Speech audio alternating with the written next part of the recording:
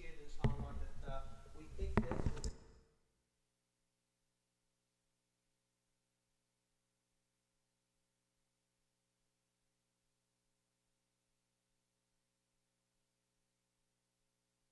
Heard the. It's good? Okay. Um, طيب. Is this being recorded? It's going live. Okay, and am I in good position here? And as long as the camera is projecting the whole thing, we should be fine. Okay, so once again, this is in no way going to be a comprehensive one. It's just picking some of the common challenges that we have in preserving our children's identity or Islamic identity, and trying to offer some of the solutions. I would truly love that we do this interactively. I'm one of the people who probably may forget about myself and just continue speaking. So please feel free to just interrupt me, say I have something to say. Whether it is a question, yes, go ahead. A little bit, yes. Okay, inshallah. Like here. Is this good? Okay, alhamdulillah. So feel free to interrupt me at any point in time, whether it is a question, clarifications, or if you want to add something, inshallah. I'll be very happy to go with that. Okay, so let's just go with the agenda here. We're trying, inshallah, to finish this within 2 hours. So we are starting like 10:15 now. So you can shift the time a bit, maybe 10 minutes, inshallah, for whatever you see. So we can break it into 2 modules. First module, I will talk about the challenges, or understanding the challenges, and then I will go deep dive into some of these specific ones. So I have 9 challenges that I would like to offer or talk about, and with their solutions. So 4 of them, in addition to the intro, will be in module 1 in the first 1 hour. Then we're gonna break for 10 minutes. I do understand we have some refreshment, do we? Alhamdulillah. Excellent. And then we will have the second module where we'll be doing more on the next 5 challenges. So a total of 9, inshallah. Okay. Any question? Anything before I move on? Yes, sister. Yes, inshallah. Yes, inshallah. Barakallah fiki. Yes, I will share this deck with you, inshallah, through the administration of the Weekend Islamic School, inshallah. Okay, so let's start with this understanding the challenge. If you were to ask, what are the top challenges that we're facing as Muslim community in the Western world in today's time? Probably people may answer differently, but I can at least share with you 3 that I have seen to be the most serious challenges that we are facing these days. Number 1 is atheism and secularism. It's very, very crucial to understand that our children are being not only attacked on their akhlaq and manners and characters, but they are being attacked very severely, very deeply on their core belief as who controls this universe, who is Lord. Is there really a Lord there? And in the past, I thought that what we are seeing is more of just secularism, meaning that, okay, people don't care about religion. So, I mean, people became agnostic, meaning they just don't have any religion. And I thought that this was the problem. But then I realized that no, atheism is becoming a even more problem. And let me differentiate, at least from the way I understand it, the difference between atheism and agnosticism is that those who are agnostic, they just don't care. I mean, I might be going to a Sunday church, I might be going to a Saturday synagogue, or to a Friday mosque. I might be my family might be Hindu, whatever it is. I don't care. whatever. I would eat anything. Today I would go to a mosque, tomorrow I would go to a church. Maybe next year I won't go to anywhere. I just don't care. So that's agnosticism. But atheism is really to have a belief, a core belief that there's no God. And that's so scary, by the way. Agnosticism is so bad, but what is even much worse is to have a strong belief that there's no God.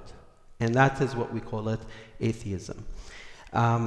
So this is number one. Number two is actually the influence of this homosexuality movement, or what we call it now, LGBTQ+. This is a huge thing that is attacking our traditions, our actually principles, our values as Muslims. And so it does with Christians and Jews. If you look into the practicing Christian communities, they have this just like how we have it. They are facing this big, huge challenge there these days. I didn't realize that this has already penetrated through the Islamic community until I started to work more closely with counseling of our youth. And in the past, actually, I would say 7 years, I've been getting some girls and boys with two big challenges. One is where they feel that they are more inclined towards same gender sex. And the second one is where a man or a boy feels himself as a girl and vice versa. And this is not an easy thing. This is really a big, huge problem nowadays, because the problem comes that not only the person has not been equipped to face this challenge, but also that people now are seeing their peers, Muslim peers, doing the same. About 10 years ago, I have heard about this first mosque in California that was declared as, homosexual mosque. And they have the rainbow flag in front of the masjid, and the imam was gay. And the issue here is that LGBTQ plus is a movement by itself. The problem is when not only that it goes against our religious belief, but also the problem becomes even worse when you find some Muslims trying to justify it from an Islamic perspective. That is way worse than just a movement. And the sad news is that about 10 years ago, I have heard about this first masjid in California, and now we have had multiple musallas that are meant for those, to support this movement. By the way, churches have been also affected by this, and you can see many churches these days have the rainbow flag in front of them. I met with a lesbian rabbi. I have met with gay priests. I have met with many of these, and one time I have met with a gay imam in the Washington, D.C. area. It is a problem in itself. It just goes against our values and principles as Muslims. But the worst thing now is that some religious figures are trying to justify it from a religious perspective. Now, the third point is actually the acceptance of marijuana as a legal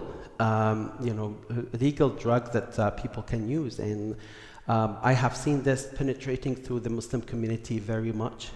Many of our Muslim parents are actually complaining big time that their kids started to consume marijuana. First, it is no more illegal. It's available anywhere. And second, every peer of every friend of them, of their children's, have started to do this. So those are three, at least from what I have been researching and facing, those in my mind are among the top challenges that we're facing with our children, and those are actually becoming very influential in the way that we are shaping the future of our Muslim community. Just imagine that if we cannot get control of this, that the next generation are going to take over our masajid, and then they will convert our masajid into LGBTQ plus friendly masjid, or something like, legalizing, not only legalizing from the legal system, but more of making it more Islamically acceptable to consume drugs and so on. In addition to these comes the peer pressure, cultural assimilation, and you can tell how much, subhanAllah, it's very difficult for us as adults to face the society when almost everyone else is following different direction. It's for us to preserve our identity, to preserve our status, to preserve our position towards those issues. It's very difficult, so let alone our children. Similarly, the impact of media, technology. I mean, at the big, I'm a cybersecurity, privacy person by profession. And I used to work for several of those big companies and securing products and also adding privacy to their products. And part of my job was how we can preserve the consumers of social media and other things from any harm. The issue now, I mean, at that time I was thinking that, wow, there wasn't anything worse than the social media. But now, well, social media is just one component. There are multiple different things that are coming there. Just imagine the impact now of Gen AI and how it is actually reshaping how we educate and upbring our children. And frankly speaking, I mean, I would love, inshallah, to talk more separately, independently about social media on one side and then Gen AI on the other side.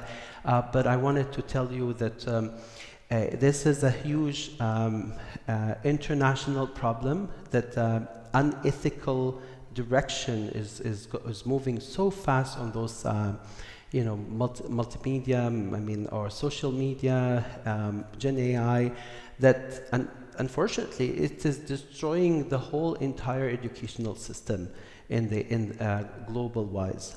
It's not just religiously impactful, it's actually even on the level of ethics, it's very impactful. Any question? Any addition? Okay. Hate crimes against Muslims.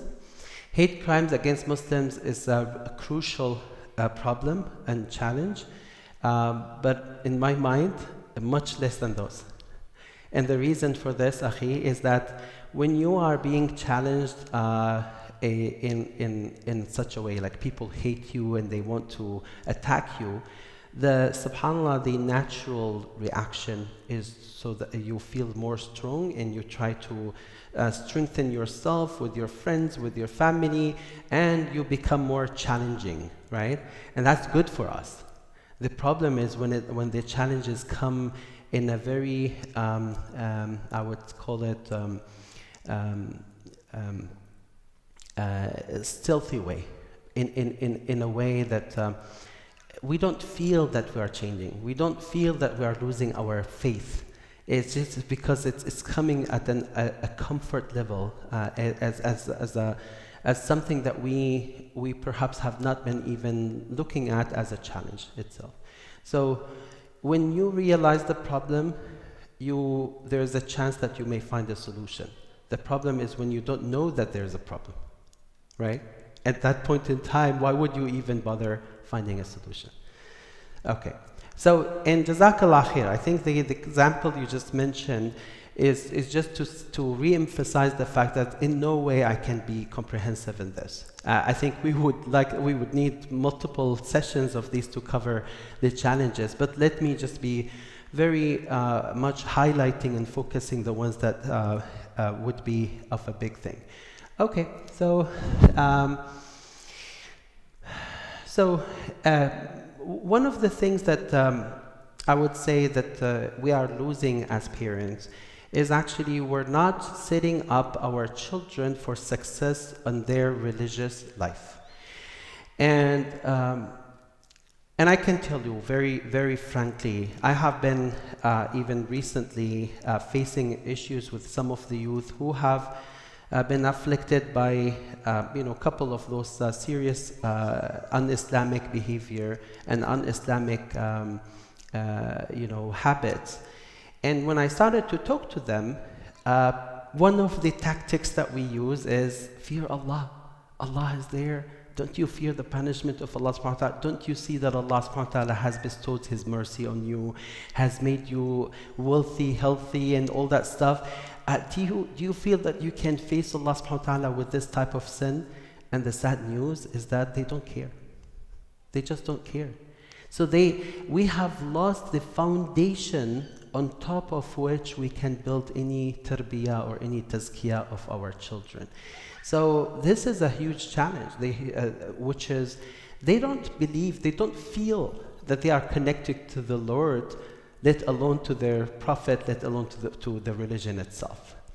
One of the principles that we have to realize is that the core of Islam relies on three things: the love and understanding, and the love and education about your Lord, the love and education about your prophet, the love and education about your religion.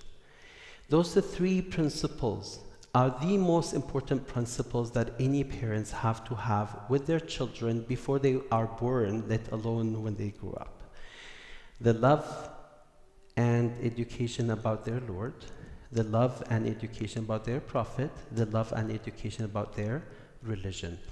And subhanAllah, like one of the things that we perhaps are missing big time is when we let our children be educated at public school, and when they come back home, their education continues over the social media or over the TV, right? So the parents are not giving their children nothing. And perhaps some of the parents are, alhamdulillah, very, maybe practicing, I would say, and then they would say, okay, at least we can bring them to a Sunday school. But, ask anyone in the Sunday school, like what is the portion that we can give our children to compensate the loss that they have been having over the whole week? And sometimes there are weeks where we don't even have a Sunday school. Like seriously, how much of Islam can you teach that within those few hours that our kids have in the Sunday school or in the Saturday school? It's almost nothing. And you know what? The issue is not just education. There's education and there's love. Love does not happen with lecturing. What we do in the Sunday school, in the weekend school, in any Islamic school is more of the education than the tazkiyah and tarbiyah. Tazkiyah and tarbiyah has to come at home. There's no way it can happen at the school. Even if you send your children to the full-time school, the teachers will strive, inshallah, to be a good role model and whatnot. But if tarbiyah and tazkiyah, which is like the nurturing of our children, if that does not happen or occur at home, there's no hope, wallahi. I just imagine a child who comes to the Islamic school, whether it is weekend or weekday, and they hear about different Islamic rulings and teachings and whatnot, but when they go home, they find everything to be opposite to what they have learned. There's no way they can love Islam. They will actually be raised with double identity, double faces, that when they are in the school, they try to respect what they learn, but when they go back home, they go back to their original habits. And that's a huge responsibility. And I guess, one of the nice terminology that I have heard from Sheikh Muhammad al-Sharif, rahimahullah, we used to work at the Al-Maghrib Institute before, like when it was first launched. This was 2001. And at that time we were both in Maryland, and he coined like a new term in my mind. He said the third parent. And he made that khutbah, and he called it the third parent. At that time, we didn't have social media. We didn't have any of those, artificial intelligence or Gen AI. But what we had at that time was TV. So he called TV the third parent. And in fact, I liked it at the beginning, but then I tried to correct Sheikh Muhammad, and I said, no, this is the first parent. It is the most influential parent to our kids, is what they see on the devices. Whether it is TV or now on the tablets or on their iPhone or on their smartphone, whatever it is, this is the first parent. And subhanAllah, I don't believe that any of our children right now can live without those devices.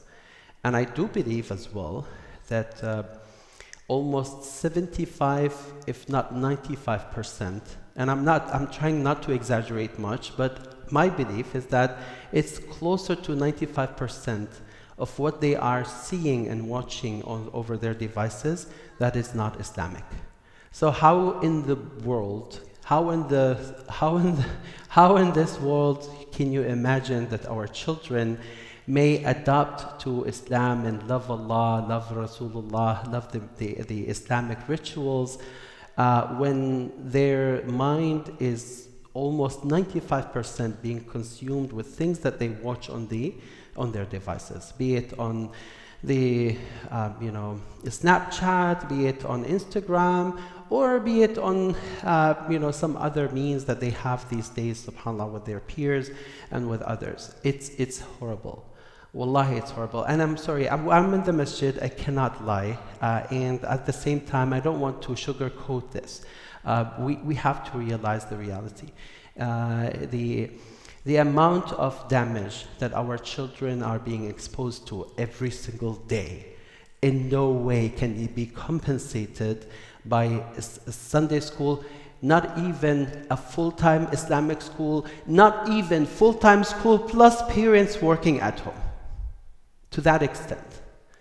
Because it's enough for a person to just see a post on Twitter, it's called X right now, or maybe see a video on, say, Instagram or whatever that, wal'iyadhu billah, may drift them, may change them entirely, and make them no more believe in Allah subhanahu wa ta'ala. I'm sure that everyone here have heard about some celebrity names these days. I don't want to call the names, but the one that is being known with using the horse on the chest, you know, that guy? He claimed that he became Muslim. He was put in prison in Romania.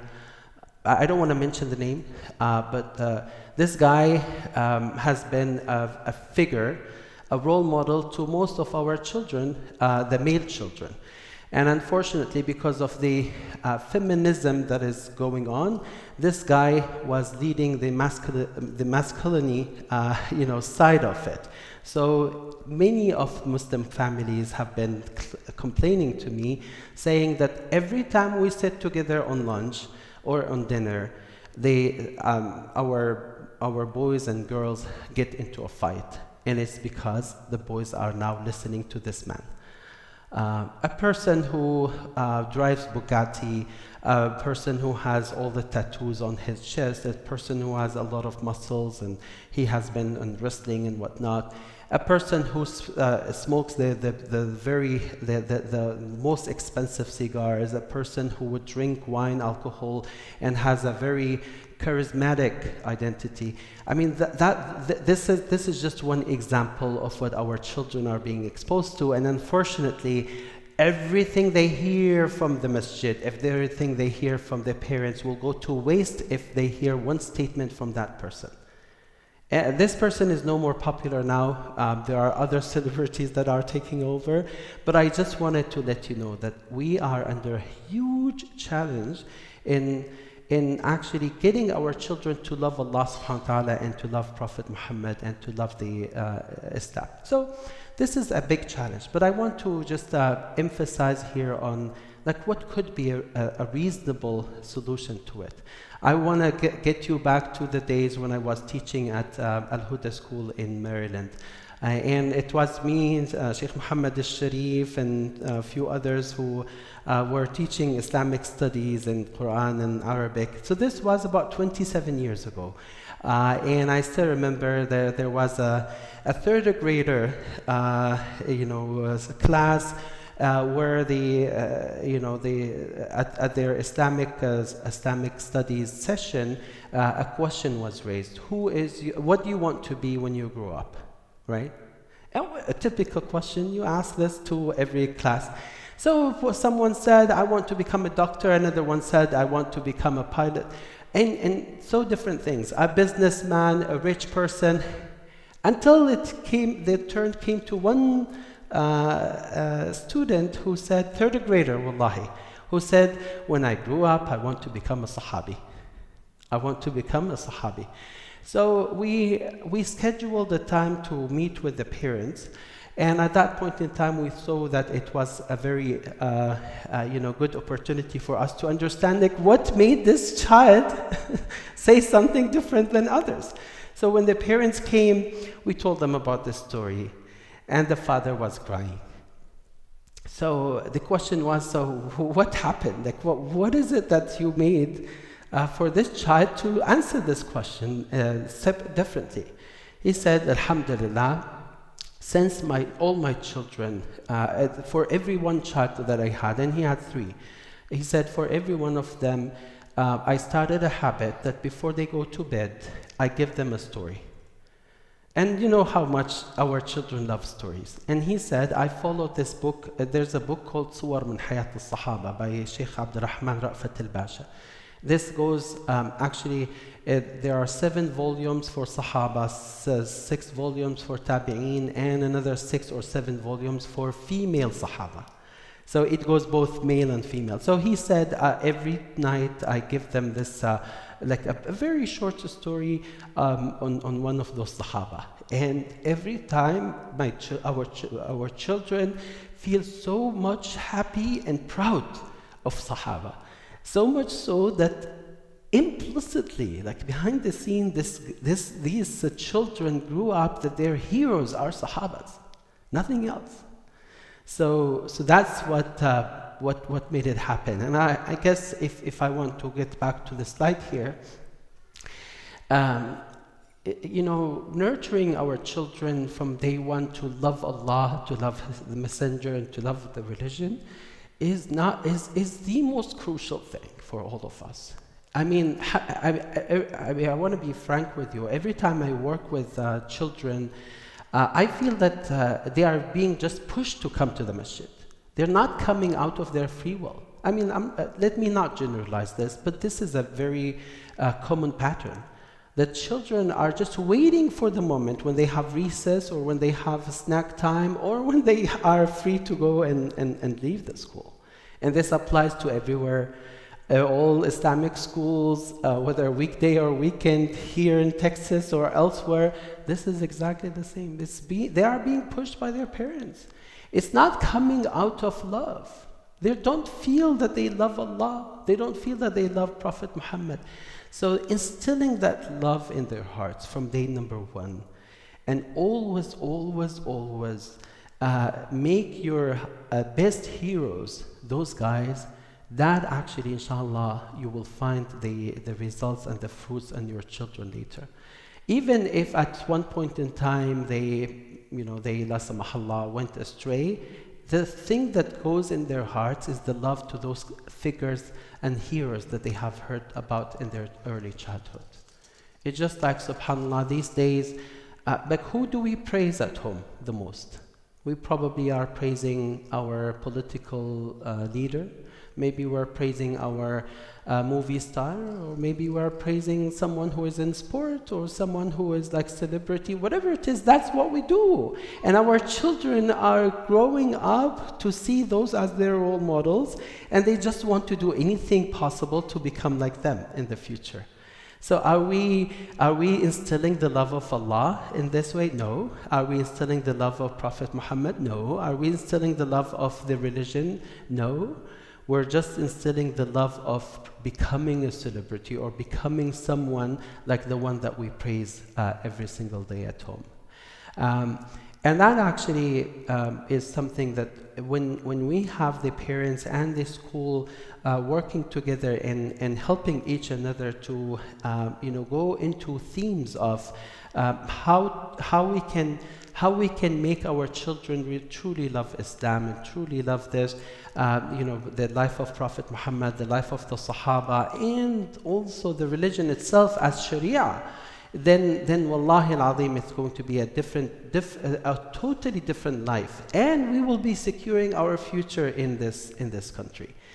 By the way, I can tell you from a very, I would say, humble, but it is deep, thorough, experience that I had with the youth, that most of our girls who put hijab, let alone the ones who don't put hijab, are not very convinced that hijab is an Islamic mandatory thing. They're not.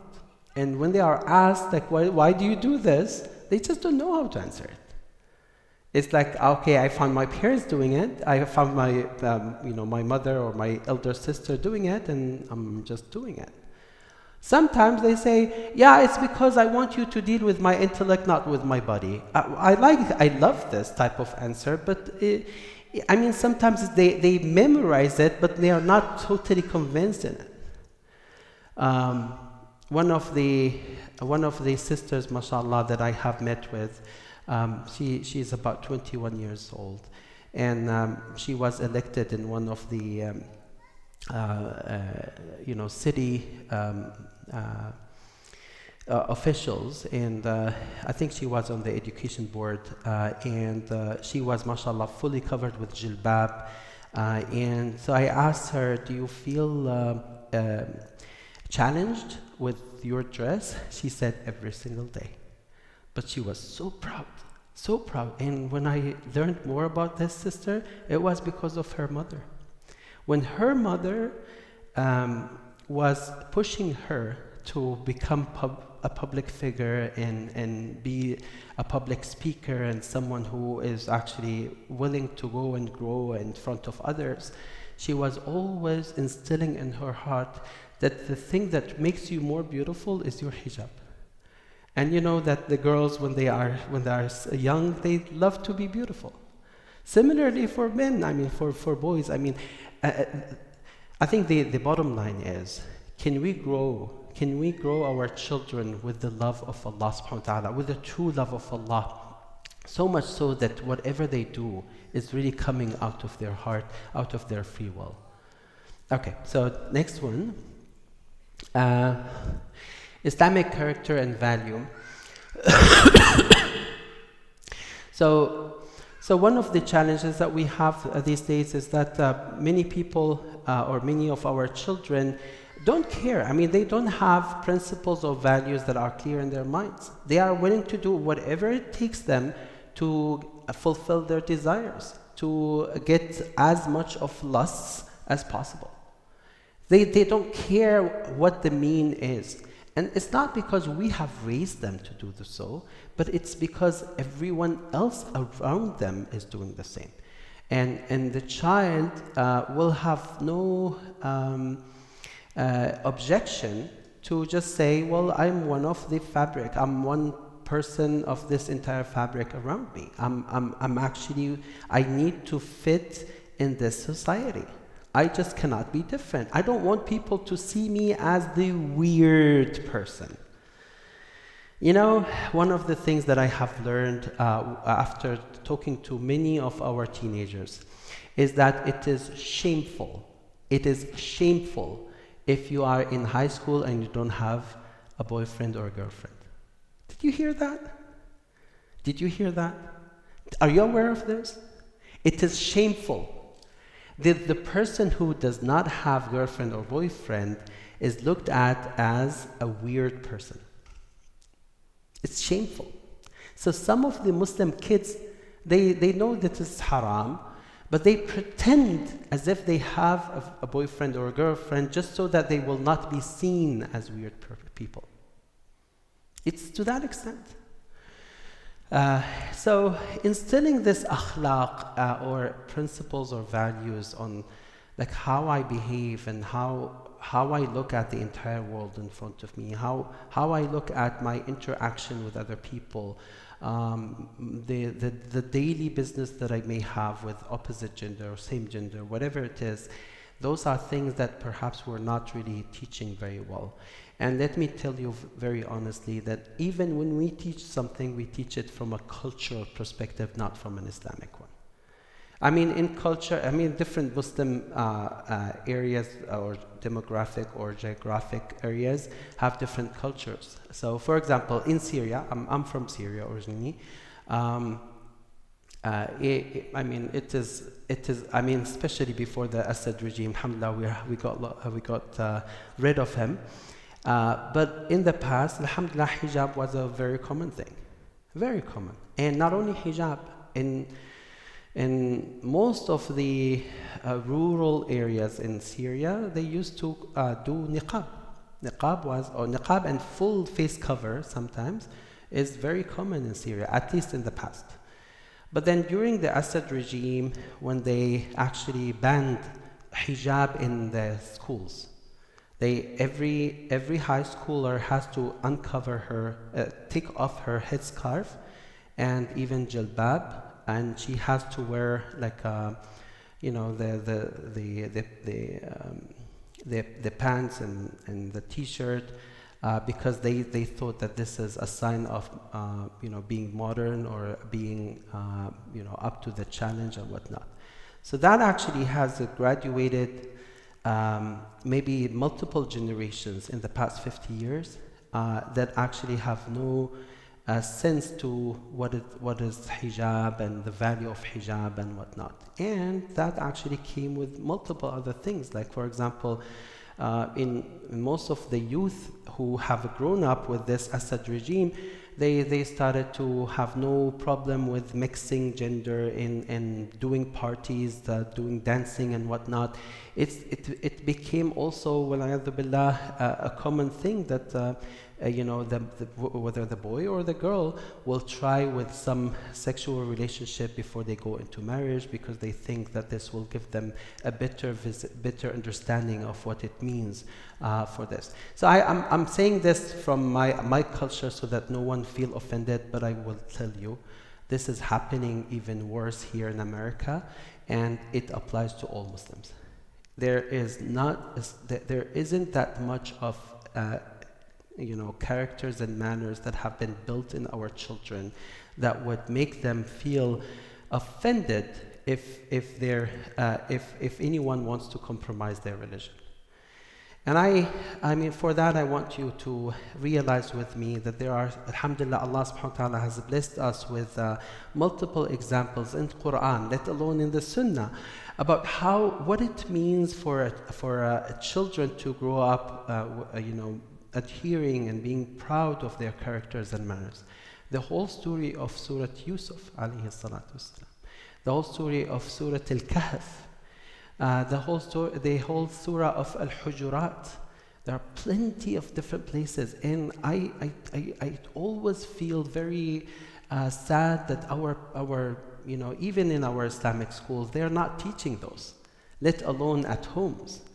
I mean, those must be among the very trivial things that we teach our children, like the position of Yusuf alayhi salatu wasalam when this lady came and she approached him for sex. What did he say? إنه ربي أحسن مثواي. Or I mean, I mean, what we learn from Quran, let alone the Sunnah, is just to emphasize the characters and manners. It's not just that you have to pray and you have to read Quran. No. It goes way beyond that. Like building the character of a man or a woman. Okay, so I mean, respecting parents, respecting elders. I'm sure that you have been facing this. I mean, most of the time, people who come from the East, whether Muslims or non-Muslims, they have a special respect to the elders and whatnot. Here in America, unfortunately, we're seeing no sense of this. And perhaps some of us, I mean, one of the complaints I had was that a father and a mother were sitting on a table, and then their son came and he wanted to work on his laptop, so he raised his feet on the table facing his parents, and he started to type something. And the father was like, my dear son, don't you see what you're doing? your foot is pointing to me. Is that appropriate? He said, what's wrong with that? What is wrong with that? Because they grew up not even knowing or not even thinking about this. This is not in their own radar. This is not on their own list of things to worry about.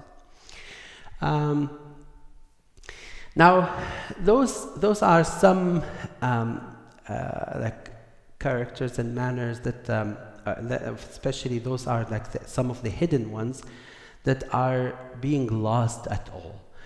Being, for example, honesty, integrity, and empathy are not physical things that people do. This is like some feeling in the heart, right? I still remember one day we were in a meeting with some interfaith group and some other officials, and then they were like, let's just talk about what it means for a person to be religious. And everyone was speaking their minds, reflecting on what it means in Christianity, in Judaism, and other religions. But then, I had in mind, which I actually shared with them, that Islam builds in the Muslim a self-monitoring ability, that they don't really need to be threatened by the law or the consequences of the law for anything wrong that they do. They will have this self-discipline in themselves. So, for example, even if there's no law enforcement, the true Muslims, of course, will be so much adhering to what is good by themselves. And I want to give you this so that you see that this is practical and not just imaginary. In the days of Umar ibn al-Khattab radiallahu anhu, who was the judge? Who was the chief of judges in the time of Khilafah of Umar? It was Ali ibn Abi Talib radiallahu anhu. Ali was the chief of judges in the time of Khilafah of Umar radiallahu anhu. One day he came to Umar and he said, I don't see any value for my position because I don't have people coming to me.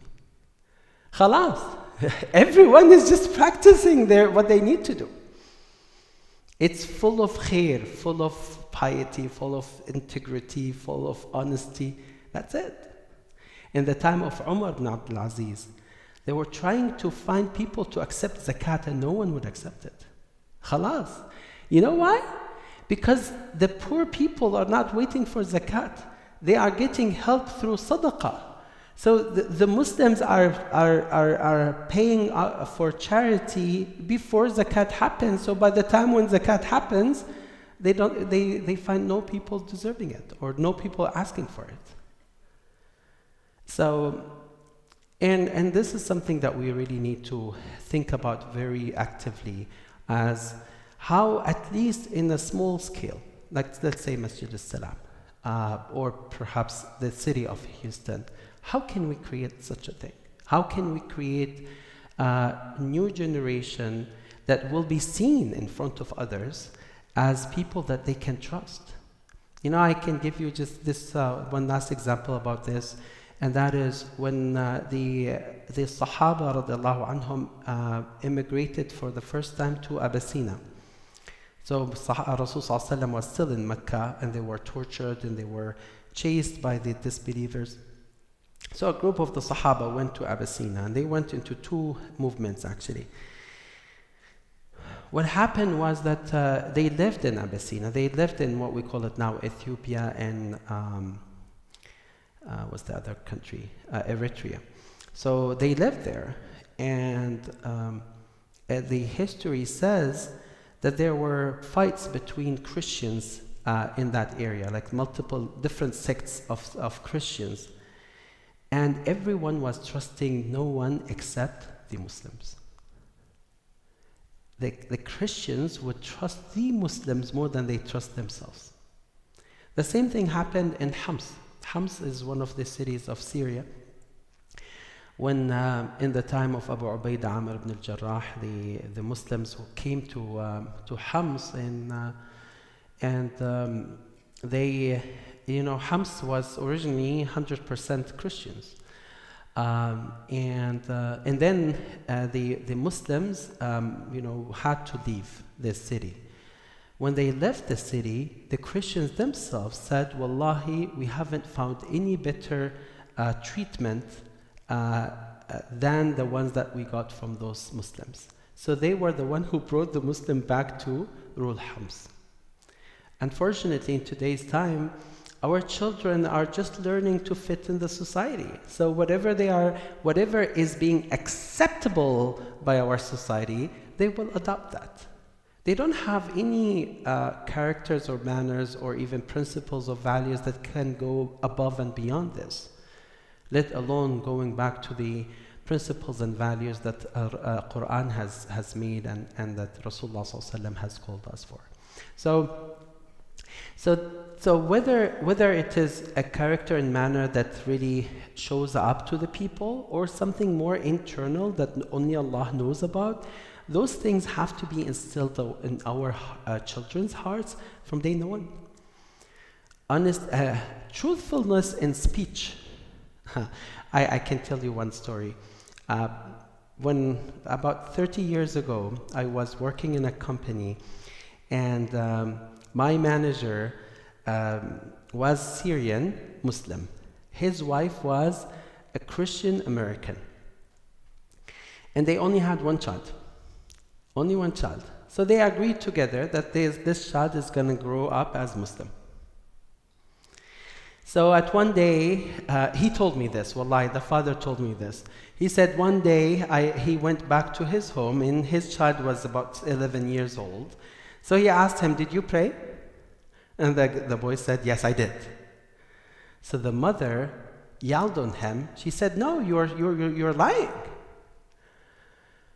You did not pray." She said, "Prayer is between you and your father or your Lord, but in front of us you cannot lie." So the father was like, subhanallah, even a Christian American lady cannot accept lie and for their children, but unfortunately many Muslims are accepting that. And they actually sometimes think about this as being smart, as being someone who can maneuver, someone who can manipulate with their wording, and that actually gives them the ability to live this difficult life. So what I'm trying to say is that living with principles and values, living with characters and manners is not something that can be taught. It's something that can be nurtured. And that has to happen at home and has to be an integration of efforts between the school and the parents at their homes. Okay, how are we going with time? So we have 5 more minutes, inshallah, before we go with the break. So I hope I can get the 2 slides here done. Yeah, building strong family bonds. Wow, don't you agree with me that the family bonds that we have at homes have been destroyed? Don't you believe in that? Okay, just imagine, at what point in time you get the chance to meet as a family together? Perhaps maybe at dinner? Maybe this is the most likely time, but even at dinner. How much do you think, or how much do you see that your children are watching their devices? I mean, the sad news is that in many Muslim houses, even the dinner time is no more a time when they can get their children together, let alone any time for any quality time that they might have together. And what happens after that is that because of how this life is going through, many of our children, when they grow up and they find their parents becoming like dependent, what do? Just like all people in America do, they send them to, huh? Yeah, they send them to the elders, what do we call them? The nursery home, or what are they called? Nursing homes, right? Isn't it? Elders home, whatever it is. Yeah, you understand what I'm saying, right? Alhamdulillah that I still did not learn the name appropriately, because I hope inshallah I will never learn the name, because from subhanallah, just imagine a Muslim family sending their father or a mother to those homes, elders' home. And imagine at the time of Prophet Muhammad ﷺ, a man came to Rasulullah ﷺ when his mother was almost dying. And he wanted to go for jihad. He wanted to participate in a battle with Prophet Muhammad ﷺ. So what could be even better than that? And Rasulullah ﷺ said to him, "Is your mother still alive?" He said, "Yes." He said, "Ilzam qadamayha fadunahuma al-jannah." That go and sit next to her feet, because under them is Jannah. Who from our children can ever think about this? I have 5 children, so I can tell you stories after stories of what that means. Even though we have been trying to raise our children with more of respecting culture and all that, but very sad. Yelling in front of the mother, shutting the door so loudly and showing anger, frowning face and all that stuff is the minimum that we get from our children these days, let alone many children who leave homes. I have a friend whose daughter has left his home when she was high school. Guess what the reason was? The parents, or the mother in particular, she was like, "My love, you have become like mature, and you need to put some hijab. You need to be modest in your dress." And she said, "If that's how you want me to be, I'm no more interested in living with you." Wallahi, I met with the father about 2 years ago, and I asked him, "How is your daughter doing?" And he cried, wallahi. He showed me a picture of his daughter on her Instagram, and she was hugging 2 boyfriends at the same time. Muslim girl. Now, the thing here is, how is this related to this? Actually, we found out that, subhanAllah, hidayah is always in the hands of Allah subhanahu wa ta'ala. We just cannot control this in our children. Nuh alayhi salatu wassalam was among the best of the fathers. He was actually a prophet. And yet his son went astray. His wife went astray, right? Both of them, his wife and his son. So it's not something that we can control. But I think the thing that I'm trying to say here is that when you build a strong relationship with your children through having quality time, through having more love than lecturing, through having nice memories that you spend with them, at least they will respect you when they and they won't be doing the haram things in front of you, at least at minimum, which is very important for all of us. Because you know what? Most of the time when you see your children going astray, alhamdulillah, it's a temporary thing. It's just because they came to this age period, and they just want to go out of control. They want to go on independently. But if you manage to already build those nice memories and nice relationship with them, then that temporary time period that they spend is going to be shortened, and then when they come back to you, they come back because of those nice memories that they had. And I have seen, wallahi, I know of some families whose children have actually went so astray to the extent that they said, we are no more Muslims. But then later they came back. And when they were asked, so what brought you back? They said, some of the memories that we had with our parents. That is very missing in our homes these days.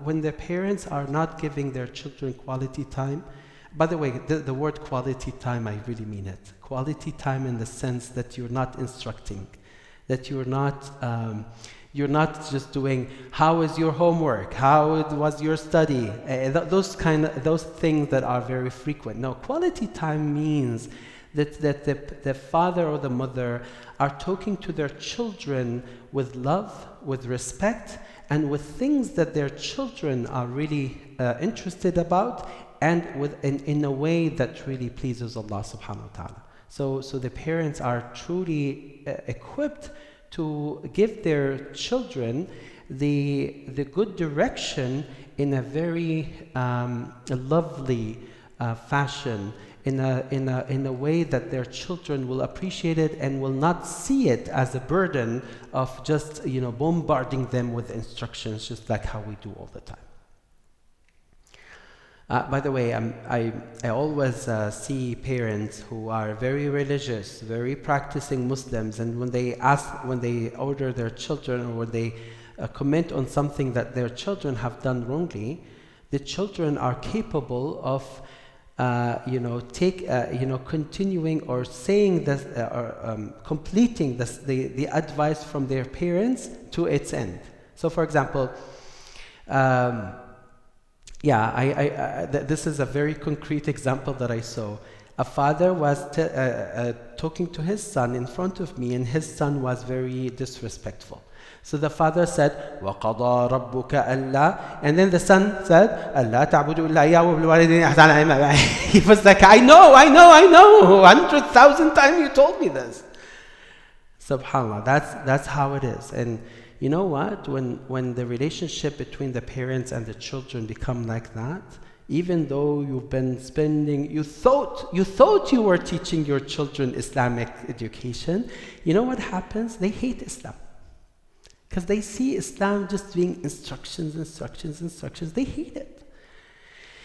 I do see, even though the two situations are so bad, but I do see that a child who never knew anything about Islam is in a much better position to accept Islam later than another child who has been taught day and night about Islamic teaching, Islamic principles through lecturings, and then they hate it, and then they just don't do it. The chance of the first one going to Islam is way higher than the second one, because the second one already has very bad memories. And I hope that inshallah for this one, if you remember nothing but one thing, which is Islamic education does not happen through lecturing. It's not lecturing that makes your children good. It's not. Lecturing is just one little piece. The most important thing is how you build the relationship with them and how you were of a role model in front of them. I think we should stop here, so let me just conclude with one thing. In one day I met with some Christians and Jews, and I still remember a discussion that we had. Someone suggested, let every one of us say a story that has changed their life and made them who they are. Wallahi, I still remember, there was a Christian, I think he belonged to a sect called Quakers. So this man, I had a very nice relationship with him, and he was much older than me. At the time when I met with him, I think he was in his 65, 70 years old. So when his turn came, he said, I grew up in a Christian practicing family. And Quakers, by the way, are more practicing than other sects. He said that I was just like going like any American boy. I didn't really care about religion that much because of the influence at school and whatnot. He said until that one day when I woke up at night, in the middle of the night, and I wanted to get some water, so I went down to the kitchen, only to find that my father was praying, and I don't know what type of prayers. I think it was more of doing dua or whatever. So I found my father praying, and he was crying. So he did not interrupt. He got his water. He went back to his room. On the next day, he meant to find out if this is something that the father was doing, and he went. He was waiting for a long time. I mean, late in the night, and then he went down and he found his father in the same spot. So then the third day, he asked his mother. He said, "I saw this." She said, "Before you were born, and your dad has been practicing this day over day." Now, I mean, yes, it shocks me that this was a Christian person. May Allah subhanahu wa ta'ala guide him and guide all of us. But I do ask myself, and in fact, for me, he was crying when he said it, and everyone cried because of it, because he said, this has changed the whole perspective in my life, because I saw my father doing something above and beyond what he was lecturing us on. You see the point? So when I heard this, I myself was like, what did I do to give an implicit message to my children that Islam, that Allah, that Prophet Muhammad are more beloved to us than anything else in this world? When I come as an imam and I give lectures, perhaps people would say, MashaAllah, but that is nothing. I mean, you can always go on YouTube and find a way better lecturer than me. I'm talking to my children. But what really will touch their hearts is when they see the practice of Islam at their home, without them being asked to see, oh, see, here's your father, see what he is doing. Which is a very common practice. So with that, let me just pause here, inshallah. Let's get 10 minutes. So it's 11, almost 11:15. So let's get back at 11:25 if you don't mind, inshallah. We'll resume at 11:25. Is that okay? Yeah. Jazakallah khair. We have some refreshments over there. And just please don't bring anything inside the masala.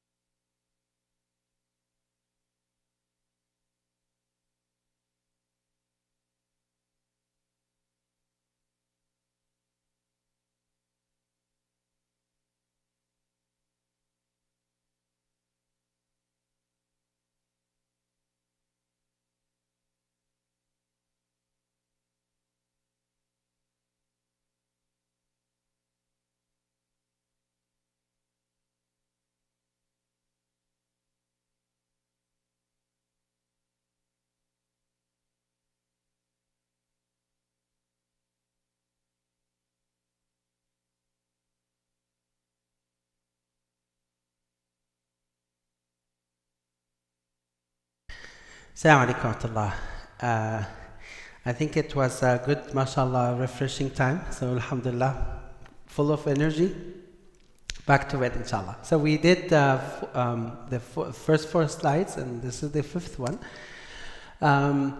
So educating about Islam in practice. I did mention this story of that Christian one, and I thought that if Christians manage sometimes to do it, let alone the Muslims, teaching Islam in practice is very crucial these days. And actually, this doesn't only apply to children; it also applies to adults.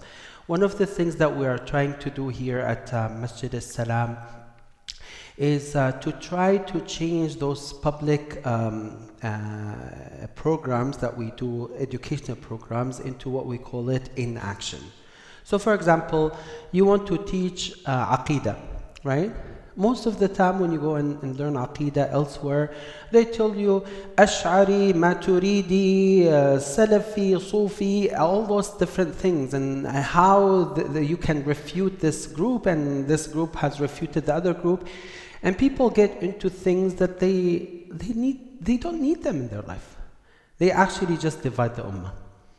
And perhaps some of what they teach is truly, Islamically sound, but this is not what the people nowadays need. I don't believe that a person who is claiming to be Salafi or claiming to be Sufi truly understand what Salafism or Sufism entail. Maybe for little practices, for example, they are always, is Mulid celebrating the birth of Prophet Muhammad ﷺ halal or haram? Okay, we heard this zillion times. Okay, what's next? Why don't the conversation be something like, how can we reflect the love of Prophet Muhammad ﷺ throughout our daily life? Wouldn't that be much better than talking about whether celebrating his birthday is halal or haram? Right? You see what I'm saying? When we talk about Ash'ari, Sufi, Maturidi, Salafi, Athari, all those different things, wouldn't the question be, okay, as a Muslim, how much did you implement Islam in your life?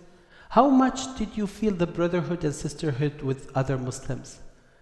Allah will not ask you about what those aqidas, like especially those very, very detailed, deep terminologies mean. In the day of judgment, you will be asked, how did you answer the call of the prophets? Allah said it in the Quran. وَيَوْمَ يُنَادِيهِمْ فَيَقُولُ مَاذَا أَجَبْتُمُ الْمُرْسَلِينَ. On the day of judgment, Allah subhanahu wa ta'ala will call people, and the question would be, how did you answer the prophets? Rasul ﷺ, when he came, yes, he did talk about Aqidah things, but his main theme was how to practice the love of Allah, the love of Prophet, and the love of the religion in your daily life. That was truly what the message came with. And unfortunately, in most of our educational programs, we're more buried with the details that are not really making any change in our life. So, one of the things that we are trying to do here is actually what we call it, teach Islam in action. So teach Aqidah in action. Teach tafsir of Quran in action. I once had a session here about tafsir, and I was teaching about Surah Al-Duha. So I asked the people, so what do you think?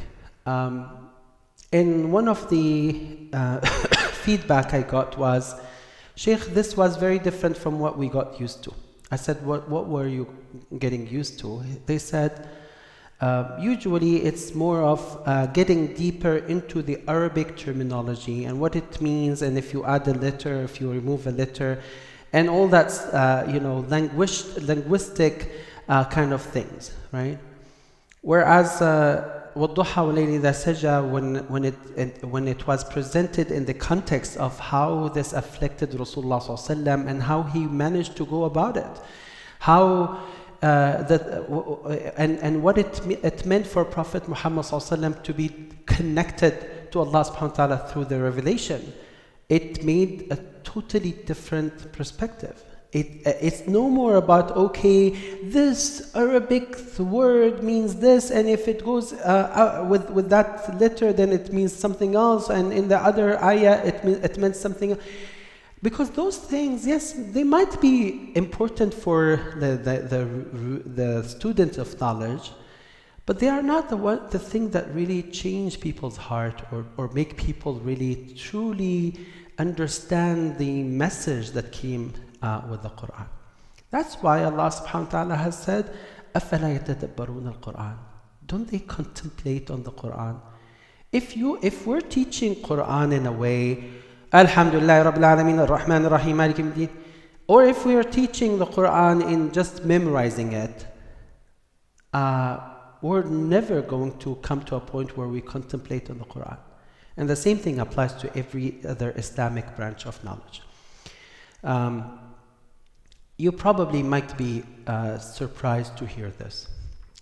Imam Malik, you all know Imam Malik, right? He's one of the leaders of the Islamic school of thoughts. We have Abu Hanifa, Malik, Al-Shafi'i, and Ibn Hanbal, right? Those were the four leaders of the different madhahib of Ahl Sunnah wal Jama'ah. Imam Malik, rahimahullah, he lived in Medina. One of the statements that he said was really surprising to me. He said that I don't like that parents will push their children to memorize the Quran when they are still below 7 years old. He's not talking about memorizing Juz' Amma. He was talking about memorizing the full entire Quran. In today's time, we feel so much excited when we hear, MashaAllah, this boy has finished Quran in his first 7 years or in the first 6 years. Imam Malik said, I don't like this to happen. And when he was asked why, everyone loves that their children memorize Quran. His statement was very, very heart-touching. He said, because I don't want the kids to just memorize Quran and feel that after they finished memorizing as if khalas, their job is complete. Because, so there are two issues that he's talking about. One is that by pushing them to memorize at this very early age when they cannot understand what they're memorizing, the Quran meant to them just word after word, something to, some objects, some words, some rhythm, and that's it. It didn't really mean to them a practice. And the other thing that he was saying is that the children at this early age, they have different interests. They like to play, they like to have a freedom time, they like to mess with things. Give them that. Allah created human in the most perfect way. Children at different ages, they have different needs. Why should we bombard them with things that they are not ready yet for? And of course, we're talking here about 7 years old, trying to memorize the entire Quran cover to cover. We're not talking about trying to teach them how to read Quran, or maybe even memorize maybe a couple of juz, a couple of paras in Quran. No, we're not talking about that. We're talking about bombarding them day and night, memorize Quran from dawn to dusk, from the entire Quran before they reach this at this very early age. I thought that this thing about in practice takes us to actually a word or a statement that was said by Umar ibn al-Khattab. He said that in the time of Prophet Muhammad ﷺ, every time there is a revelation, we take each revelation 5 ayah by 5 ayahs. So we will not go, we will take the first 5 ayahs and we will not go to the next ones unless we understand it, practice it, and memorize it. So that was for them. So I want to tell you here, how much of true understanding that our children have towards Quran, even within the first juz of Amma. One of the things that, alhamdulillah, we managed to do with our children and other people's children was that we took the words of Juz'a Amma and used it in our daily life. So for example, in Surah Wal-Adiyati Dabha, Al-Adiyat talks about the horses as they, as they run. And we take our children to places where there are horses, and we show them and we say, "Unzuru ila al-adiyat," look at the adiyat. So much so that the children, as they memorize the Quran, they already know every single word there. You know that just by the raise of hand, who knows exactly what the word al-falaq mean? Okay, I have 1, 2, 3, 4, 5. Okay, who knows غاسق إذا وقب, what it means? I have 1. Okay, how many times do you recite the surah? How many? Many times, right? When I ask my children, so I usually, this was my old habit. I was like, did you pray? Yes, I prayed. Alhamdulillah. Okay, what did you recite in the first surah, in the first rak'ah and the second rak'ah? And they will forget. So then they learn the lesson. Every time I ask them, what did you recite in the first rak'ah and the second rak'ah, they would say, قُلْ هُوَ اللَّهُ أَحَدْ and قُلْ أَعُوذُ بِرَبِّ الْفَلَقِ. Because that's all what they know. so then, for them, this became like Alhamdulillah Rabbil Alameen. And yet, our children, our elders do not know what the word غاسق إذا وقب for the most part. They don't know what it means, let alone our children. So what are we doing? Are we giving them Islam in practice, or are we giving them Islam to just memorize? Wallahi, okay, let me ask this question and I want you to just contemplate on it. How in the world can we raise children who love Quran if all what they get is memorization? Nothing else. And when we have those competitions, Quran memorization, tajweed, recitation, hifz, sabq, whatever we call them, so what? So what? I'm not belittling that. Of course, alhamdulillah, it's very great what we have. But I'm trying to say, what is it? What is it that we are aiming for? To just see our kids hafiz, call them hafiz? How many hafiz are there in Houston? Hundreds. Hundreds. I came from Maryland, which is like the whole state is like perhaps has less Muslims than what Houston only by itself has. And there are hundreds of hafaz. But so what? It did nothing to them. They have beautiful voice, yes, I agree. They come and they lead prayer, I agree, yes, they do. But then, is that changing their life? Is that making them closer to Allah? Is that making them proud of being Muslim? Wallahi, very few of them. And I have seen it. I have seen some of those children who memorize Quran, the whole Quran, and would lead Taraweeh, and unfortunately they went astray. Because Quran for them became just like a text to memorize. And I'm using this as an example, but we need to apply this to everything that we teach from an Islamic perspective. What does Islam really mean to us other than just, okay, it's something that we learned, something that we memorized. If it doesn't translate into actions, it means nothing. And I hope we understand this. I mean, I had the chance to work with the students here, whether the full-time school or the weekend school. And I do believe that those things have to be clarified and actually reminded to our students that, listen, if the only reason you're coming to the school is so that you pass the exam, or you pass the quiz, or you please your parents, or that so people will talk to you as someone who is, mashallah, hafiz or whatnot, don't come. There's no value. The only value happens when that thing becomes in practice. And that's why, subhanAllah, the worst of the worst in Jahannam are who? The hypocrites. And when we teach Islam as just education, وَالْعِيَاذُ بِاللَّهِ, it is the recipe of graduating hypocrites. If that teaching does not get translated into action, and how do we translate that into action? By making our children realize that what they are learning is actually for them to apply, and not just so that they get more education. Or otherwise, Islam becomes like mathematics or physics or any of those subjects. Okay, so next one is community and peer support.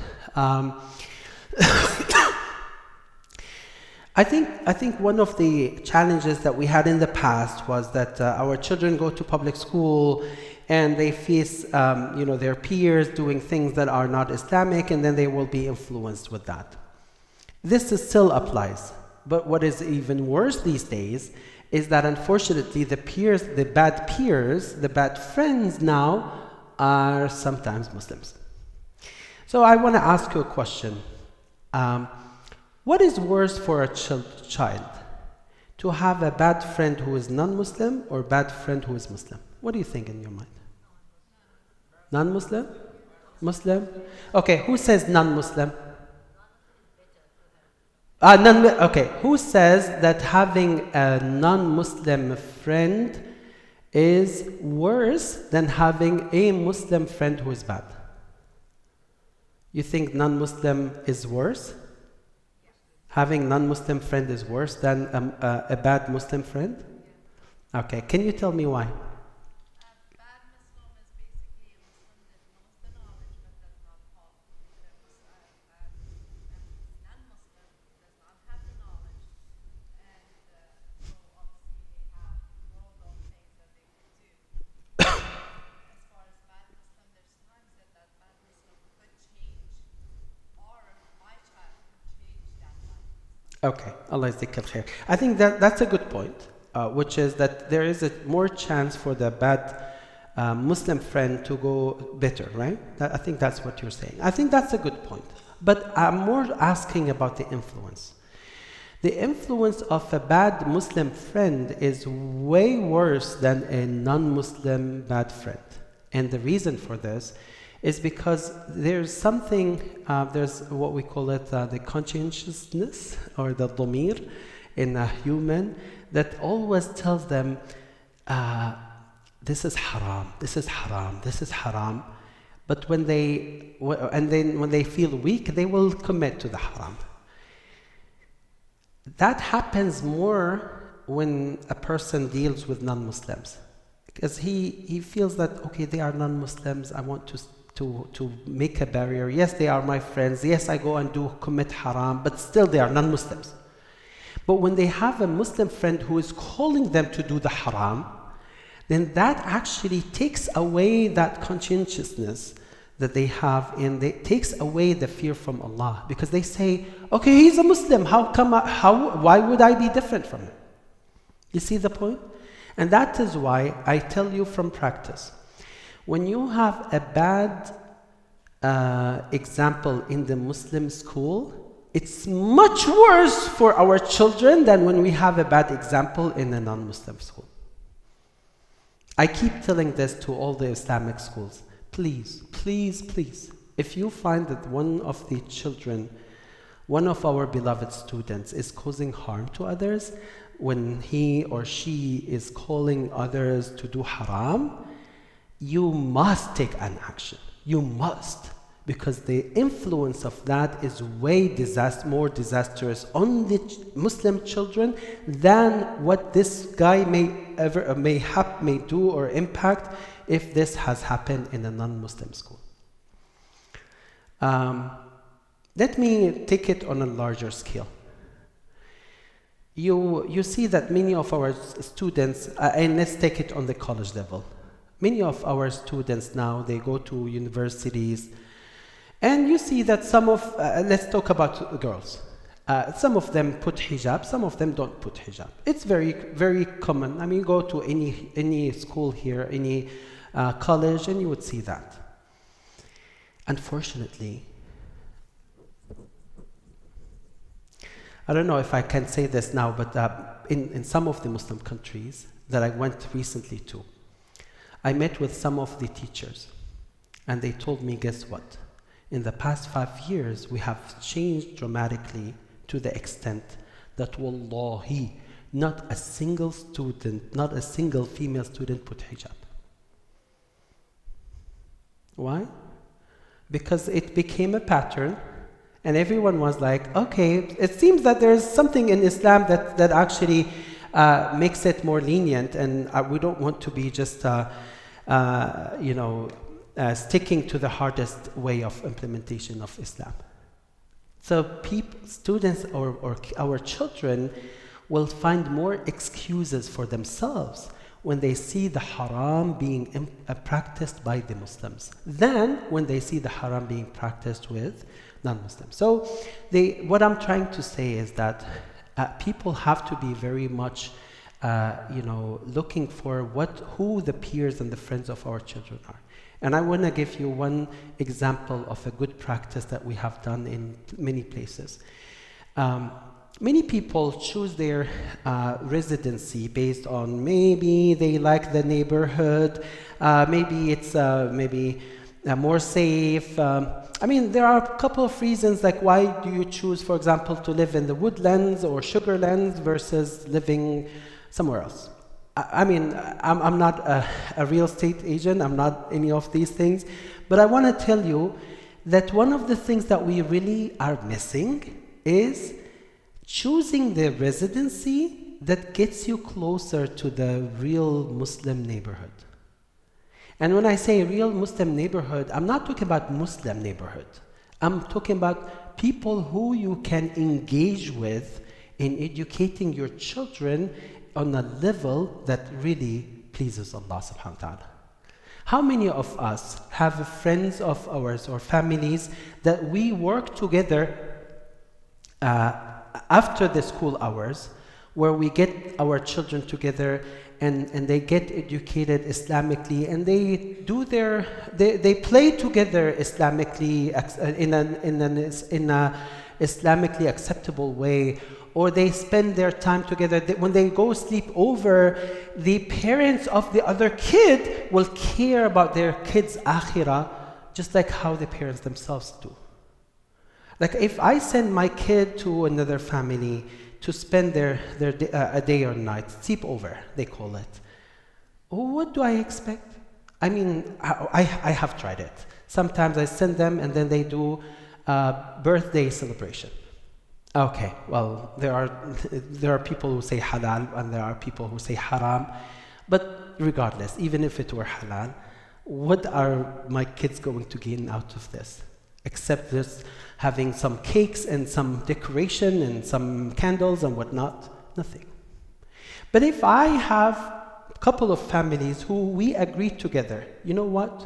We want to care about our children, we want to raise them with the love of Islam, and at the same time, we want them to feel that they are not weird in this community.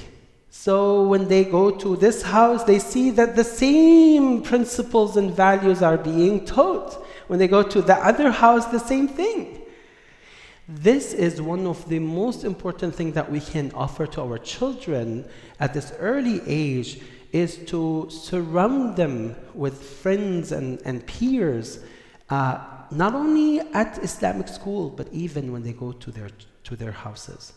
And create for them some programs that goes sport, goes education, goes like trips, weekend trips and whatnot, where those families are all sharing the same principles, values, the same interest in educating and raising and upbringing their children in the right way. This is very crucial, and wallahi, it delivers more fruit than anything else.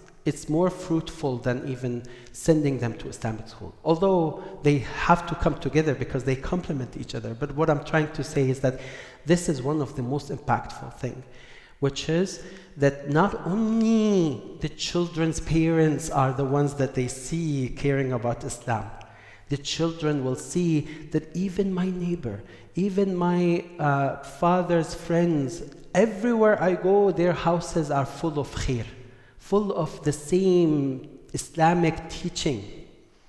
That is the thing that really, and we've been missing this. If you live, for example, in Pakistan or in Syria or in whatever the country is, most likely you will be attached to the family members. You will be going to the uncle, to the aunt, to the cousin, to nephew, whatever, right? And if Allah subhanahu wa ta'ala blesses your family, perhaps your family is all practicing, and that is the best environment for the kids to always hear something good or see something good wherever they go. They go to the cousin, they go to the uncle, they go to the aunt. It's the same, mashallah, good level of Islamic practice. But here, we don't have that. Who does have a family member, other house with a family member in Houston? Who? Anyone? You? 1, 2, 3, 4. You're lucky. Jazakumullah khair. You're so lucky, mashallah. I lived 27 years in North America. Only for the past 5 years that Allah has blessed me to have my parents and my in-laws both in the same place in Maryland right now. And wallahi, I can swear that the past 5 years were way better than any other year that I have lived in my life. Or at least my children have lived in their lives. Because now the children are not only learning from the parents, but also learning from the other two houses that they go to, and they hear the khair and they hear the things. I want to give, it's not to praise my children, but just want to give you one example. I have a son, he's the middle one. He's now in the 12th grade. He has been the most active and I would say challenging child for me. Up until my in-laws came and alhamdulillah started to be next to us. My mother-in-law is a practicing Muslim. She fasts every Monday and Thursday. And she does Qiyam al-Layl. And this young boy, my son, for the past 2 years, he almost did not miss any night of doing Qiyam al-Layl because of his mother-in-law. Not because of his father, because he lived with his father all the time before. Not because of the mother, just because of the mother-in-law. And I can tell you, we have to provide this environment that comprehensively can take care or address the issues that we're seeing with our children. Okay, so I know, how many minutes can I go over? Like 10 minutes maximum? Allah Yazzikum khair. Okay, so, and if you have to leave, feel free to do it. I will not be offended at all. So now, tackling modern influences. Okay, so this is, I hope that inshallah we will get another chance to talk about this in an independent, full session, inshallah. Because I want to talk about social media. I want to talk about AI or Gen AI, if you would. And I want to talk about some other modern technology that is unfortunately driving our kids crazy. So, guiding them on how to use social media. I have seen it here in the masjid. I have seen it everywhere else. That unfortunately most of the parents are not careful in giving their devices to their children to play with. The sad news is that, the parents are saying, okay, it's just a game. The sad news is that the game itself, perhaps in itself, is haram, because it's all about killing, it's all about murdering, it's all about, hating, or sometimes it has all those, unfortunately, the exposed women and music and whatnot. But even if none of this exists, most of these games come with advertisement. And I can tell you from my home. One day, my little kid, who is now middle school, and this was about 2 or 3 years ago, I got someone who asked me over the phone, and he was listening, and I did not know, and he was still he was a sixth grader at the time. So the question was, it was a man who said, Sheikh, can you just tell me where I can find a good wife and spouse? So I thought this was not very private question, so I was comfortable to just talk about it. So my child came to me and he said, Baba, why don't you tell him about Muslima.com? You know Muslima.com is a dating. I said, son, what is this? He said, I saw it. Every time I play this game, it goes there. And I once clicked on it and I saw some girls with hijab, and they have their profile. And some of them are with no hijab, astaghfirullah, but maybe this is a good place for them. So if my child was exposed to this because of the games that he used to play, I don't know what happens if he was using something else, if he was just browsing the internet, or maybe going on the certain social media applications. I mean, it's very, very difficult. And that's why we need to really be very careful about what we expose them to. One of the good practices that I have found to be very helpful, but maybe before that I would say, there is no way, wallahi, there's no way that we can prevent them from using devices. There's nothing, khalas. They must use it. So the question is not whether we can we can stop them from using it or not. This question should be, because they have to use it and they will use it regardless, how can we make their usage of the devices to be maximized with khair and minimized with shar? That's where our effort should be. And one of the things that I have learned, and it didn't come from a Muslim expert, it came from a non-Muslim expert. They said that it is always wise to limit the time that they use the devices. So for example, one of the parents has said, she said that I give them the chance to play with the device without recharging it. So in other words, they can use it as long as the battery is full. When the battery goes off, khalas, that's it. So they learn how to use best use their devices, because they know it will turn down, so they will prioritize things and whatnot. And she said that I give them the devices for their study. So if they have to use the devices for that duration of the battery to do their study, and also to watch some YouTube, and also to do some social media. So she taught them how to use their time wisely on their devices, and at the same time that she was monitoring their progress at school. And I think that's one thing that might be very useful. But even, what those called parenting control, those applications, don't trust them. Don't trust them. Wallahi, our children are so smart that they can find a better way. So I'm not saying don't use them, but what I'm trying to say is that don't rely on them, because they always can find a better way of doing it. Okay. Now, I won't spend a long time on this, but our children always face challenges, critiques, people trying to put them down or mock at them and whatnot. And it's very important for all of us to create this level of confidence in their hearts that they will not be, inshallah, influenced badly. Can we close the door? How could we make sure that we don't have that interruption there? Okay, so it's inshallah just 5 more minutes and I will be done بإذن الله. طيب الله يجزيك الخير.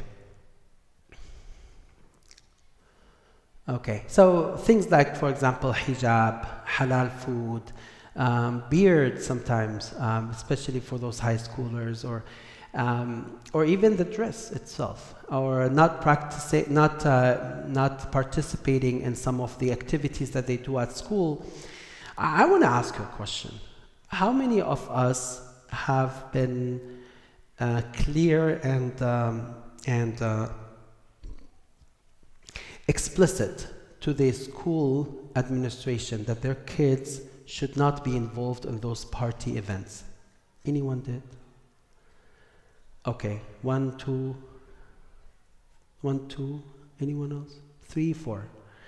You know that sometimes our children, they know it is haram, for example, to participate in some of the events that they do because of all the, sometimes they do movie thing, especially by the way, in the month. When does the school system here end in the summer? June or May? May, right? In the last week in the school, that's the worst. That is the worst for our children, because in that week they do everything. And there are some events that they do. I don't know about Texas, but at least I have seen it in Maryland and Virginia and Seattle, in those democratic states. They have a day where they do like dancing and I don't know what they call it, but they, all the children go together in a party, and everyone will choose another person to dance with, and usually this would be like an intro that will have a next step that they will do afterwards in doing haram and all that stuff. It's very important for us to realize that not only that we need to equip our children, but also we need to work with the schooling system to see to what limit they can help us. I still have this nice memory that I have in Seattle. By the way, Seattle is one of the most liberal places in the whole United States. And I do still remember, wallahi al-azim, that Umar, I'm sorry, this is my middle child, who I told you who is copying his grandmother. He used to have, he was in the 3rd grade, and his teacher was a Jew, a Jewish lady.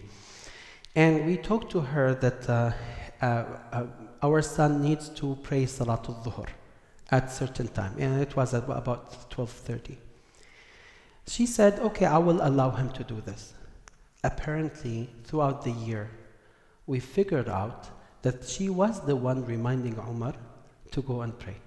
She was the one, Umar, it is time for your prayer. When the year was over, Umar and us felt so appreciative of this Jewish lady. So we saw her in I think it was one of the marketplaces or one of the supermarkets, and she was holding a bottle of wine. When Umar saw this, when Umar saw her, he wanted to jump on her and hug her. So when she saw Umar, she put the wine bottle aside, and she hid it so that Umar will not be offended. And I was like, subhanallah, we never really spoke about all the details, but then we talked to her, and she told us that it was you who told me that I need to respect his religion, and out of my duty I wanted to do this. So sometimes we take it, we underestimate what it means for us to work with our children's school administration and teachers, but wallahi, it will help us a lot, inshallah, to minimize the amount of un-Islamic behavior or missing of Islamic teaching that they may be engaged in. Okay, let me skip this one. And last one is more practical tools and resources. I told you about a book called Suwar min Hayat al-Sahaba, Suwar min Hayat al-Tabi'in, Suwar min Hayat al-Sahabiyat. And inshallah, I will try to see if there's an English translation and include that in these slides that I will be sharing with you.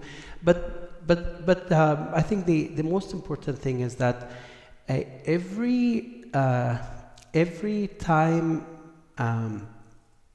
like every stage in our life now, perhaps has its own special needs or special challenges.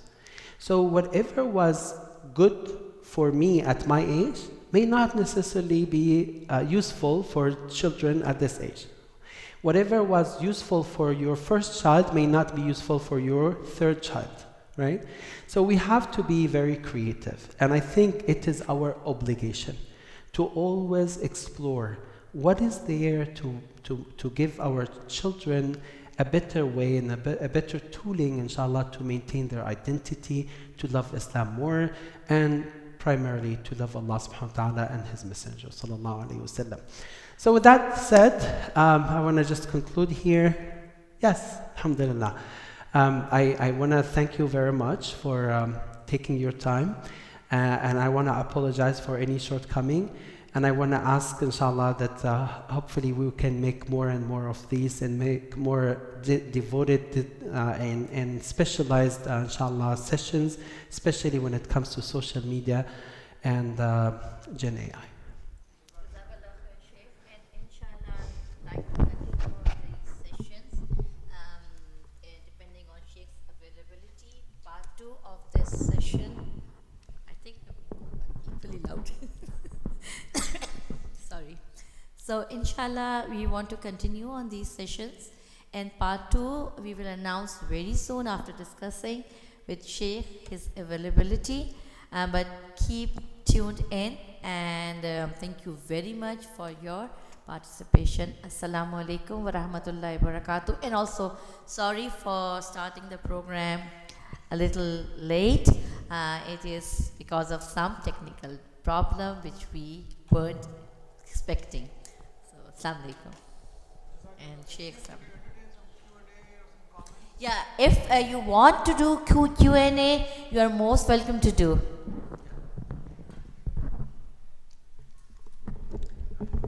Yes, I am free and available until Salatul Dhuhr. So, I mean, whoever wants to leave, go ahead, feel free, inshallah. You want to ask questions, go ahead and ask. Barakallah fiik. Assalamu alaikum. Alaykum salam. I have a question, brother. You touch up. First of all, thank you so much for this is a very sensitive topic for us, and it's very helpful for us. So I learn a lot from this one. So thank you so much for arranging this one. My question to you is, you mentioned about the social media and then devices. So I wanted to ask, like at your era and my era, we know that at what age we got the cell phone, but now today is a different situation. So when the kids are in the middle school, do they require a cell phone?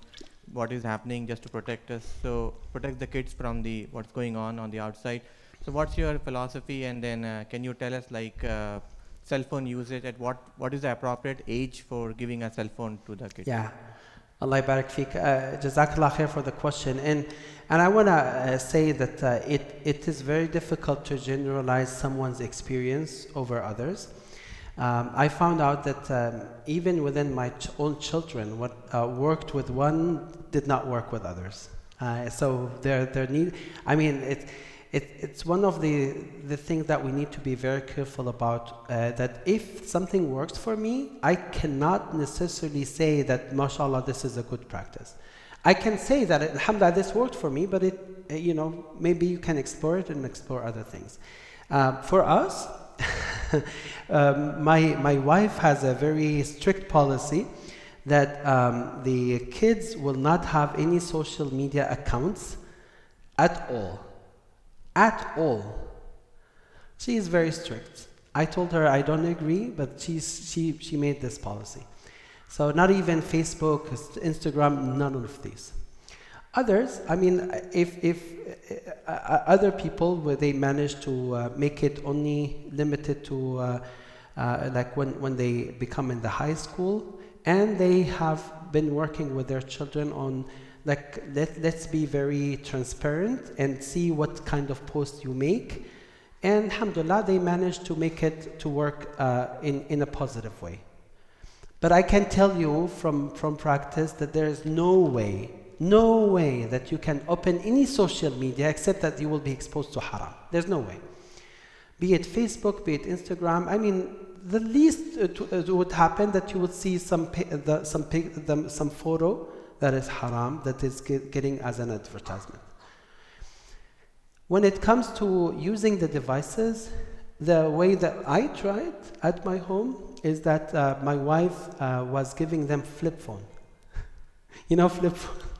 And my children used to be mocked at their school. Flip his phone. So they used to hide it in their backpack because they don't want to show their peers that they don't have like an iPhone or an Android or whatnot. So, but we were using that for emergency. I mean, those kids, sometimes they need to call their parents, they have some emergency. So that's how it worked for us. And alhamdulillah, it worked. Now the laptop is the challenging part. I mean, at school they asked children to bring laptops. I don't know about here, but at least where my kids grew up. And for them, I mean, they were always like having multiple tabs. Some of the tabs is like YouTube, other tabs are where they use a cord, I think. There's some instant messaging thing that, Discord, yeah. Do you use it? It's not for your age. Yeah, you're so old for it. Yes, so I don't know. I mean, we couldn't really control that except by growing some taqwa in their hearts, like fear Allah subhanahu wa ta'ala. That's it. We just cannot control these. Regardless of, I mean, those laptops, by the way, were provided by the school, and they have the most stringent parenting control on it. And they will not be able to run any application except for a specific whitelist that they have provided. Yet, all my children found a way to get around it. So for us, I mean, the only way we can do is to just grow this fear of Allah subhanahu wa ta'ala. That's it. I mean, we were limiting the devices, the other devices, and we were limiting the social media accounts to the best of our ability, but that was it. Now, do I agree that we should not let them have social media? No, I don't agree. I do believe, although my children did not have that, but I do believe that it is better for us to teach them how to use social media in a positive way than to just tell them don't use social media at all. Because what happens usually is that once they grow up and they find themselves that they can go without the control of the parents, they will unfortunately abuse those things that they were prevented from using. Any other question?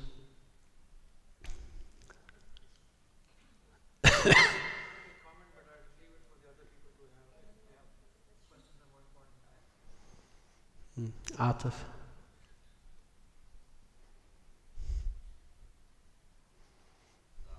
AlSalam.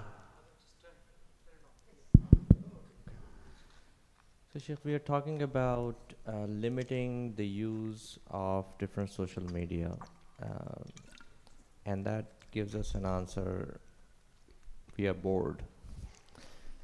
What are the alternates available on the social media especially? We should completely close it, but if we can't, is there anything else out there that we could provide them in a safe environment where they could entertain themselves in halal way? What was the social media platform that Trump supporters have used? What is it called? Something Truth? Something Truth, yeah. Truth Social.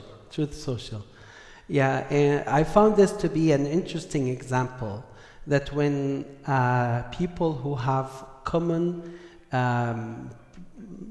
values or common principles or common interest or common passion, they will be able to manage to create their own alternatives. Yeah. And I do know about some Islamic attempts to create some Islamically safe social media. They are not popular, because most of the Muslims are not even aware of the challenge. So I don't have it on the top of my head right now. I can, inshallah, try to search it and bring it to you. But I think the bottom line here is just to go back to the thing that I was talking, where we need to surround ourselves with families who share the same values. If we do so, then it will help a lot, inshallah. One thing could be the scouts. There is a scouts program in the Masjid. Oh, scouts is very good. It takes people out Yeah. outdoors in the nature, Yeah. in the walk, Yeah. to develop good friendships. I wish you have reminded me about this. A scout is actually, in my mind, one of the crucial activities that we should have in every masjid. And the reason for this is that most of the time our children are inclined to just use social media behind the scene and not to face reality. And that's why now we have something called virtual reality, augmented reality. And Facebook is investing in that big time, billions of dollars. Not only Facebook, I mean, all the technology giants are investing in that. And one of the reasons of this, I'm not saying this is bad, I'm saying that unfortunately one of the side effects of this is to isolate our children from the reality, so that they cannot face reality. And this Scout program is one of the greatest activities that we should have in our masajid, so that our children can get out of their bubbles. Yeah, yeah, of course. Of course. Sports is also very important as well. Yes. Yeah.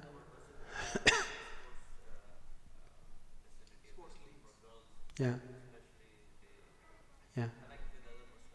Yeah. Any other questions, inshallah? Okay. I have a comment here. Yeah. We've seen, mashallah, lots of khair from you from this podium in the last 3 months. But I believe in my limited time that I've been here, back here, this is the most effective, the most beneficial program that has been given from this pulpit by you. Astaghfirullah, jazakallah khair. I believe this whole community is seeking ways to develop their children in the most authentic Islamic way. At least those people who care about their children. And we are all trying to find ways to develop our children to become good Muslims. That is my primary objective as to why I chose to come back to the US. I was in one of those countries that you just visited, and we struggled that Abdullah, the side of my own son, would have such and such practices where I have to tell him, yeah, he may have a label of a Muslim, but we do things separately, and so on, so many other challenges. And so when we are here, back in this community, as you were talking about surrounding yourself with like-minded people, I think this is the platform where our masajid should become those platforms where we bring like-minded people. As the African proverb says, it takes a village to raise a child. Right. I cannot raise my child by myself. I Right. require Right. my sons, and my daughter's uncles and aunts, my friends and my brothers and sisters who could raise and direct and mentor and guide Right. my son and daughter Yeah. at various places in the masjid Yeah. and at people's homes. Yeah. So I feel like you had those 10 slides. I feel like you were giving an intro to the Quran and saying Quran is a book of Tawheed and Risala and Akhirah, and inshallah we will see you all next time. I'm feeling so dissatisfied. You have such amazing, you just freeze the first slide, take the first point. You could go on for a month on Aisha Khatir, give us one tidbit by one tidbit. We had 10 people absorbing this goodness. I feel like this is Jummah Khutbah material where people should be given this amazing, valuable lesson that we can take back to our homes.